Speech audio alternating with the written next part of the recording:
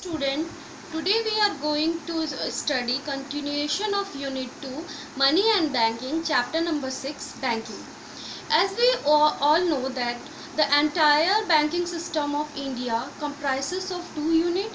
First one is of commercial bank and second one is of central bank. Today we are going to study about central bank. Let's start. Central bank. इसका definition सबसे पहले देखते हैं.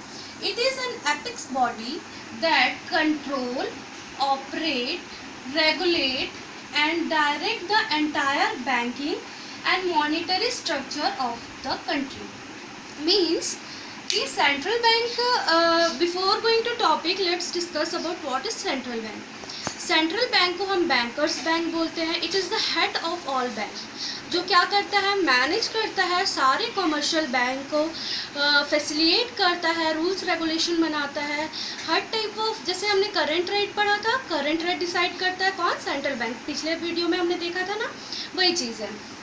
It is an apex body. Apex body means क्या होता है, the supreme body means the head.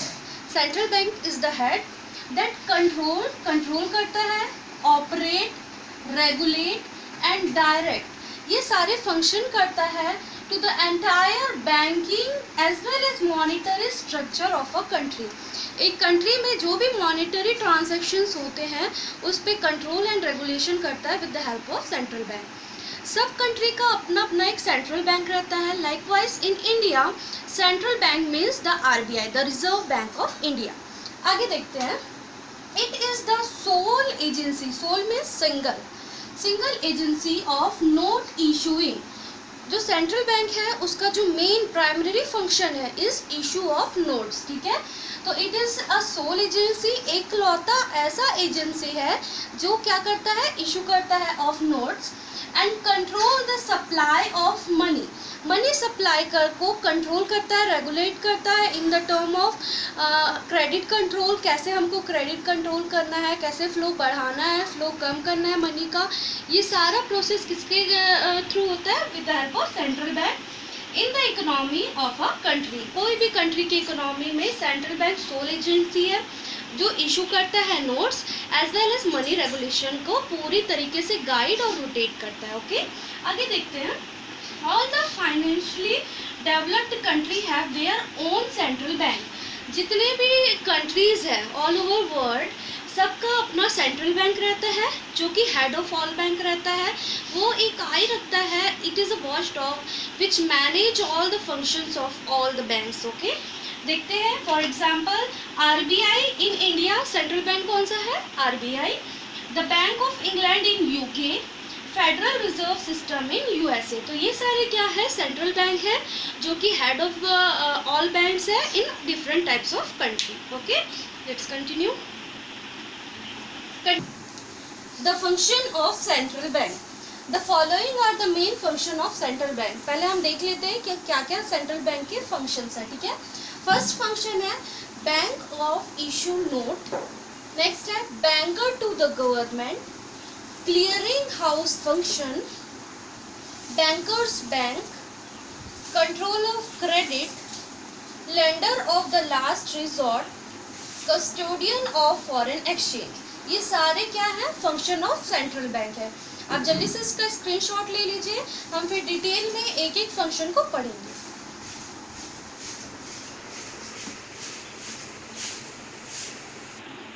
Okay students, let's continue with functions of central bank.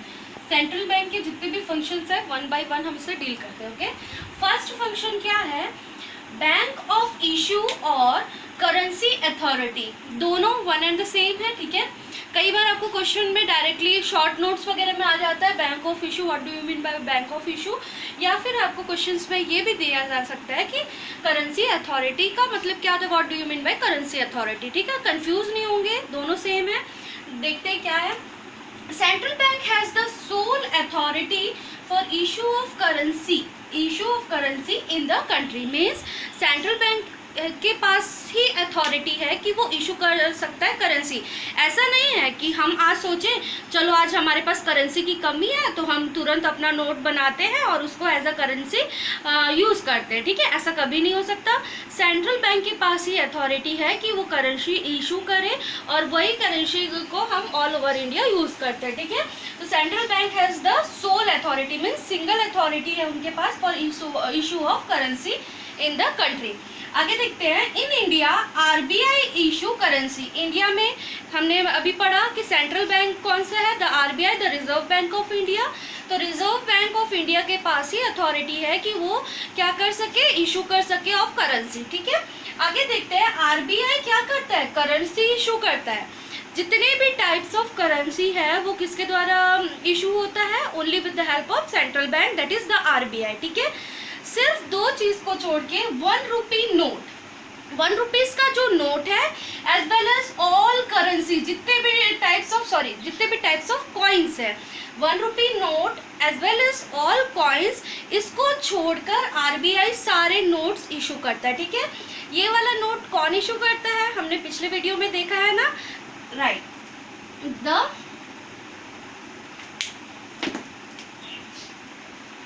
Ministry of finance.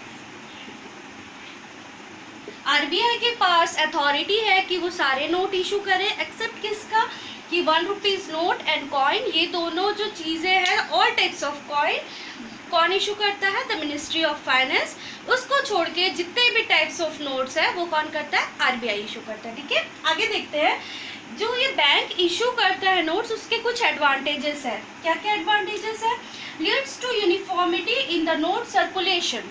Note circulation में uniformity आती है, कैसे कि अगर सिर्फ एक पर्सन के पास, एक यूनिट के पास अथॉरिटी है कि वो नोट इशू करे, इससे क्या होगा, फ्लो रहेगा कि हमको मालूम है एज एन आरबीआई कि कब हमको नोट्स इशू करना है, कब स्टॉप करना है, सप्लाई उसको कैसे मैनेज करना है, वो सारा काम किसका रहता है, आरबीआई का। तो इसके कारण क्या होता है, uniformity in the note circulation. Next है, ensure public faith. Public faith like अगर हम बोले कि ये 500 रुपीज़ का नोट है, हम चेक करते हैं बहुत सारे उसके क्या बोलते हैं, बहुत सारे फीचर्स हैं जिसको देख के हम क्या कर सकते हैं, नोट ये करेंसी आरबीआई ने इशू किया है कि नहीं करके हम जान सकते हैं। Means as a common public हमको फेथ रहता है आरबीआई के पास कि जो नोट आरबीआई इशू करता है उसकी एक वैल्यू रहती है, ठीक है। नेक्स्ट देखते हैं, it gives central bank the power of influence of money supply. Money supply again वही चीज़ हो जाता है कि मार्केट में कितना मनी की ज़रूरत है, कितने नोट्स हमको इशू करने हैं, कहाँ पर स्टॉप करना है, ये सारा चीज़ with the help of rate वगैरह डिसाइड करके आरबीआई मैनेज करता है किसको, मनी सप्लाई को, ठीक है। तो सबसे फर्स्ट फंक्शन है आपका बैंक ऑफ इशू, मीन्स ये नोट इशू करता है एक्सेप्ट किसका, 1 रुपी नोट एंड कॉइन्स को छोड़ के जितने भी टाइप्स ऑफ नोट है आरबीआई इशू करता है, मैनेज करता है मनी सप्लाई, अदरवाइज मैनेज करता है एज वेल एज रेगुलेट करता है मनी, ठीक है। नेक्स्ट फंक्शन देते हैं, नेक्स्ट फंक्शन है आरबीआई का bankers to the government. As a common customer हमारा बैंक कौन सा है, और टाइप्स ऑफ कमर्शियल बैंक, वैसे ही अगर हम गवर्नमेंट का बैंक देखें तो वो क्या होगा, the RBI is the bank of government. देखते हैं, the RBI act as a banker, agent and financial adviser to the government. Means RBI act क्या क्या करता है, एज अ बैंकर है टू द गवर्नमेंट, एजेंट है to the government, as well as final adviser है of government, ठीक है। 1 bye 1 इसका पॉइंट को देखते हैं। सबसे फर्स्ट जो पॉइंट है वो क्या है आपका, as a banker. As a banker RBI maintain a current account, all the receipts and payments are done through this account, it gives loans and advances to the government, ठीक है। तो RBI क्या कर रहा है, गवर्नमेंट का जो current account है वो मेंटेन कर रहा है, जितने भी types of receipt and payment government करता है वो किसके थ्रू होता है, with the help of central bank, that is the RBI. और अगर गवर्नमेंट को लोन्स एंड एडवांसेस की ज़रूरत है तो वो किसके पास जाएगा, आरबीआई के पास। तो आरबीआई इशू करता है loans as well as advance payment करने की कैपेसिटी देता है टू द गवर्नमेंट। आगे देखते हैं, RBI act as an agent to the government. कैसे? रिस्पॉन्सिबिलिटी फॉर मैनेजिंग पब्लिक डेप्ट. जितने भी टाइप ऑफ पब्लिक के डेप्ट है उसको मैनेज करने का काम किसका रहता है? आरबीआई का. ठीक है. डेप्ट मीन्स क्या हो गया? ऐसे जो कैश है, जो डेप्ट मीन्स जो उधार पे लिया गया है, वापस नहीं चुकाया गया है बाय द कॉमन पब्लिक, वो सारे डेप्ट को मैनेज करने का काम किसका रहता है? आरबीआई का. नेक्स्ट है as a financial adviser to the government.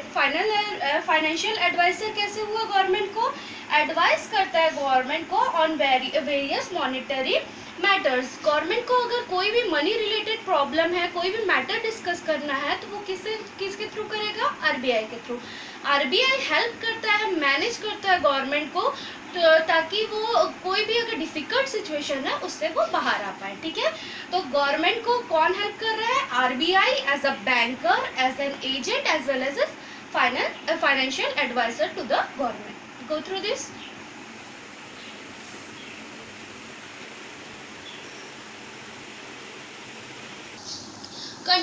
Continuing with bankers bank and supervisor.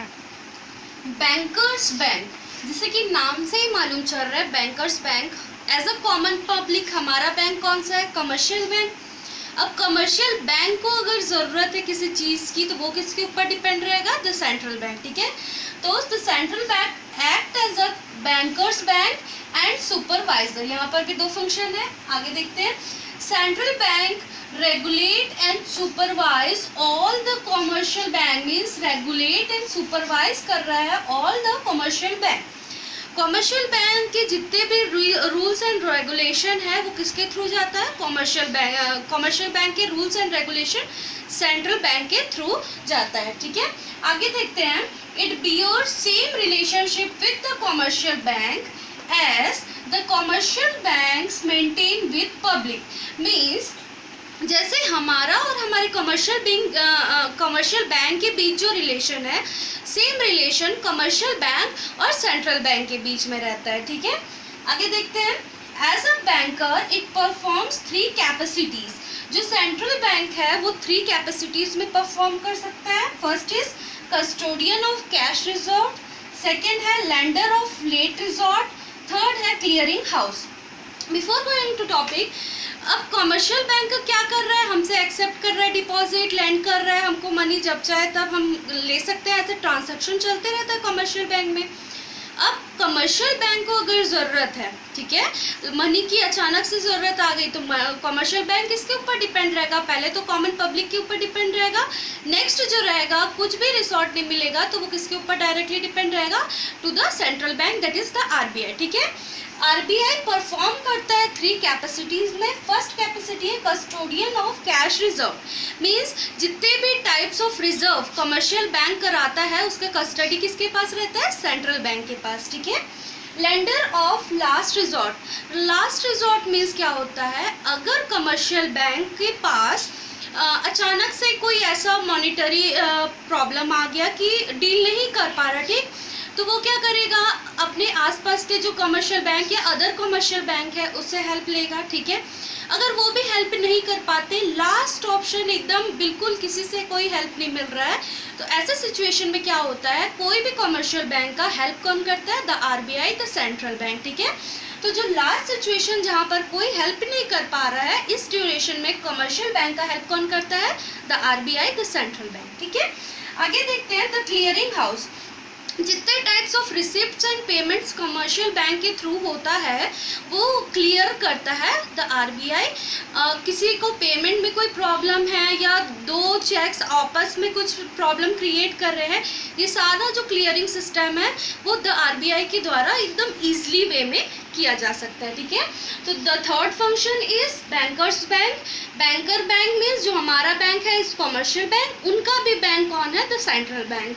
And supervisor means the central bank supervise करता है ऑल द कमर्शियल बैंक, उनके रूल्स रेगुलेशन को सुपरवाइज करता है, उनको कंट्रोल करता है. ठीक है. तो ये क्या हुआ? Third function of central bank. आगे देखते हैं the fourth function of central bank is custodian of foreign exchange. Custodian का मीन्स क्या होता है? हमारे पास उनकी अथॉरिटी रहती है कि हम उनका जो भी सेफ गार्ड है, ऑफ फॉरेन एक्सचेंज, ठीक है, उसे हम संभाल के रखें। कौन? The central bank. तो कस्टोडियन ऑफ फॉरेन एक्सचेंज कौन है? Central bank. जितने भी टाइप्स ऑफ फॉरेन एक्सचेंज है उसे संभाल के रखने का काम कौन करता है? सेंट्रल बैंक, ठीक है। देखते हैं, central bank act as a custodian of currency countries gold, means जितने भी कंट्री के गोल्ड है उसे संभाल के रखता है। And reserve of foreign exchange, foreign exchange से रिलेटेड जो भी कंट्री का टर्म्स है, कैश है, करेंसी है, गोल्ड है, ये सारा चीज़ संभालने का काम किसका है? द सेंट्रल बैंक का, ठीक है। According to the regulation of foreign exchange, all the foreign exchange transaction must be routed through the RBI, means foreign exchange का जो भी रिलेटेड ट्रांसैक्शन है वो रूट कहाँ होगा? आरबीआई। आरबीआई से ही रिसिप्ट होगा, आरबीआई से ही पेमेंट होगा, जितने भी types of currency foreign exchange में आ रहे जा रहे हैं, ठीक है। अगर फॉरेन एक्सचेंज स्ट्रांग रहेगा कोई भी कंट्री का, दैट मीन्स वो उसका जो ओवरऑल स्टैंड रहेगा वो हाई रहेगा, ठीक है। तो फॉरेन एक्सचेंज क्या करता है? रिजर्व करता है। कौन? The central bank. तो ये चारों फंक्शन है। फिफ्थ फंक्शन हम थोड़ी देर बाद डील करते हैं। Go through this.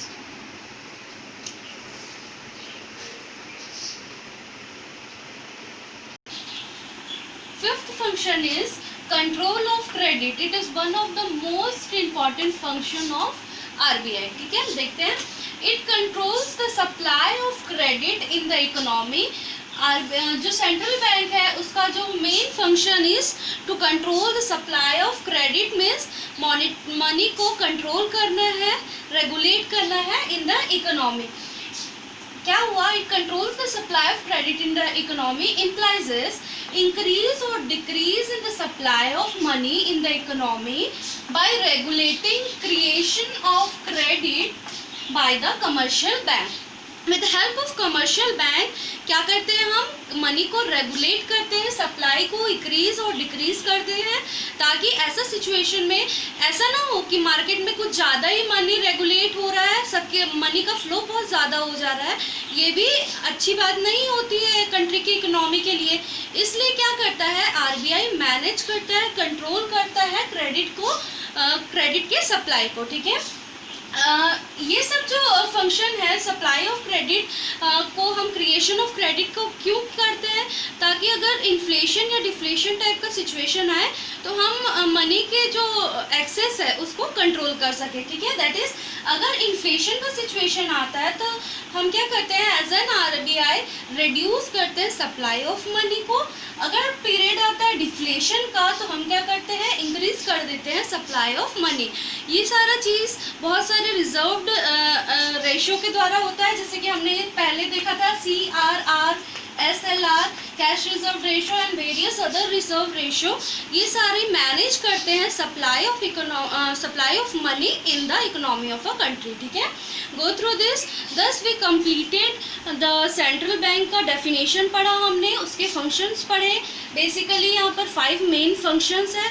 Go through this, study well, thank you.